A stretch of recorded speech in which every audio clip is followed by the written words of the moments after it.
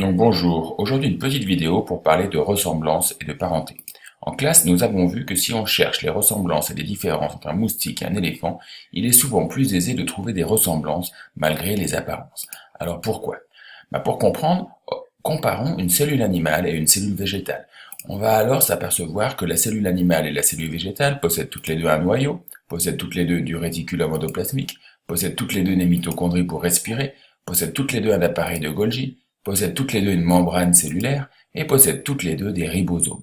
On voit donc qu'elles sont construites sur le même plan d'organisation, même si la cellule végétale possède une paroi cellulaire, une vacuole et des chloroplastes qui lui sont propres et qui vont lui donner ses caractéristiques de cellules chlorophylliennes.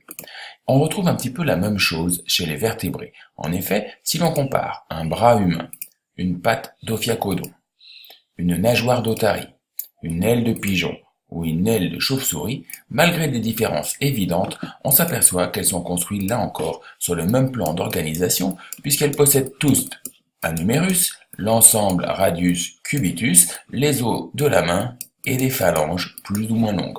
On voit donc que le membre antérieur de vertébrés est bien construit sur le même plan d'organisation. On peut aussi travailler avec les fossiles. Voici donc le fossile d'un dinosaure de la famille qui a donné naissance aux oiseaux. Si je le regarde bien, il a plein de caractères de reptile. Il a une longue queue, un bassin de reptile, des côtes ventrales, des mains avec des doigts séparés et des dents qui nous font si peur. L'archéoptérix, considéré comme l'ancêtre des oiseaux, possède encore des caractères de reptile. Une longue queue avec des vertèbres, un bassin de reptile, des mains avec moins de doigts mais toujours séparés, et puis des dents pointues. Par contre, il possède quelque chose de nouveau, c'est une fourchette qui est propre aux oiseaux et qui est la soudure entre les deux clavicules afin que les muscles du vol puissent mieux travailler. Maintenant, chez les oiseaux modernes, on voit qu'il y a eu d'autres évolutions. La queue s'est réduite, les vertèbres ont pratiquement disparu, la fourchette est toujours présente, les dents ont disparu, les doigts ont fusionné, par exemple. Alors, grâce à tout cela, on va pouvoir construire ce genre de tableau où on voit très bien qu'Archéoptérix est un animal intermédiaire entre les dinosaures et les oiseaux. Alors, les dinosaures ont-ils disparu? Eh bien non.